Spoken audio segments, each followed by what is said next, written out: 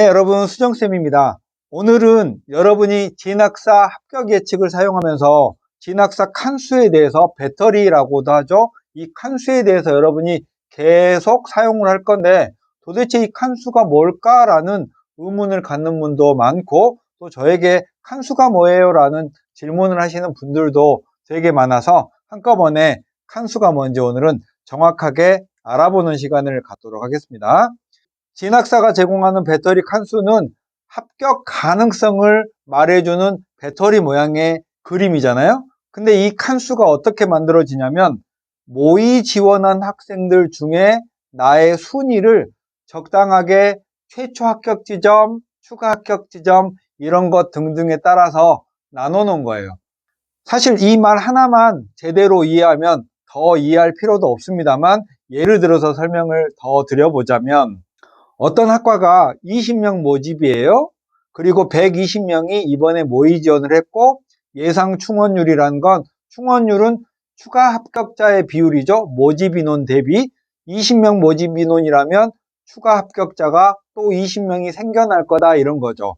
여기에 배터리 칸수를 어떻게 주냐면 총 20명 모집이라는 사실 잊지 마시고 1등과 2등 정도는 8칸을 줍니다. 이 1, 2등에 해당되는 학생들 8칸을 받은 학생은 떨어질 수가 없어요. 7칸은 최초 합격자의 대략 3분의 1 지점 정도, 즉 3등에서 7등까지 정도의 학생들을 배터리 7칸을 주고요. 이 8칸, 7칸의 합격자의 확률은 98.3%입니다. 여기는 진학사가 제공한 자료인데요. 직전 3개년도 동안에 이 8칸이나 7칸을 받았던 학생은 98.3%가 합격했어요. 여기는 떨어지는 게 이상하다는 거죠. 6칸은 20명 모집 정원의 8등부터 20등까지, 즉 최초 합격자의 끝 정도까지나 그 다음 추가 합격자 예비 1번 정도까지가 6칸이고 합격 확률은 역시 90%로 꽤나 높고 거의 합격하는 칸수라는 거죠. 다음 5칸은 최초 합격자를 지나서 추가 합격자 전부 정도를 5칸으로 주고 합격 확률은 64.2% 정도가 됩니다. 근데 여러분이 모의 지원자 중에서 21, 2등인가 또는 37, 8등인가에 따라서 확률은 달라지겠죠. 그 다음 4칸은 추가 합격자를 지나서 그 다음에 20명 정도.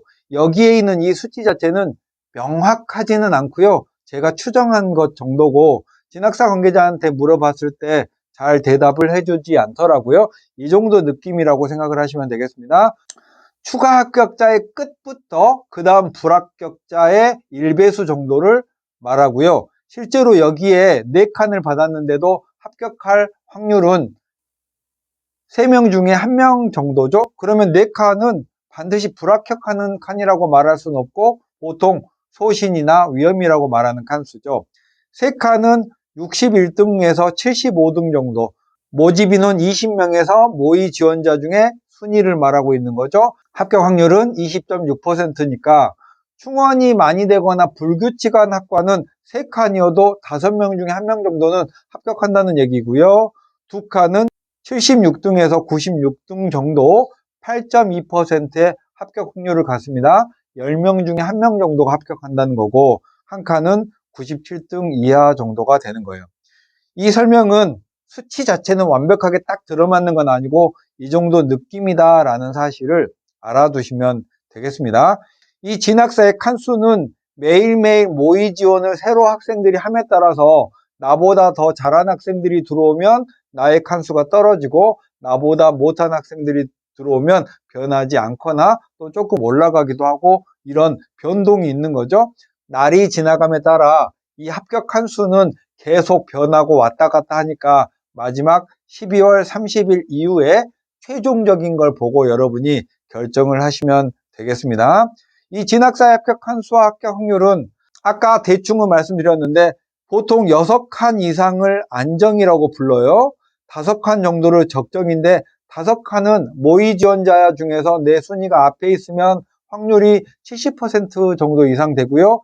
그 뒤에 순위에 추가 합격자의 끝 정도 가면은 한 60, 한 5, 6% 정도 되고요. 4칸은 소신이라고도 하고 어떤 분들은 위험이라고도 합니다. 3칸 이하는 상향이라고 보통 부르죠.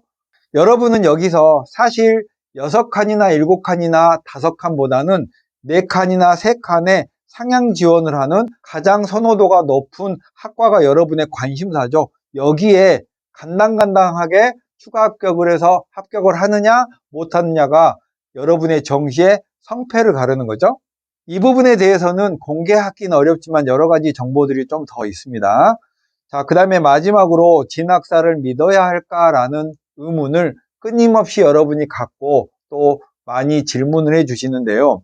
진학사가 밝힌 자료에 의하면 작년에 총 정시 지원한 학생의 80% 정도가 진학사 자료를 봤답니다.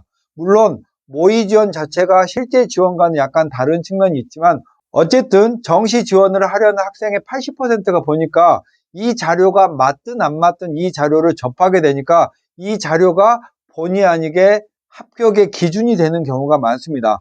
진학사의 자료가 맞아서 믿는 게 아니고 믿어서 맞는 거죠. 그래서 정시 합격 예측은 많은 학생이 보는 자료를 볼수록 좋다고 지난번에 말씀드렸죠. 그리고 진학사 정도 되면요.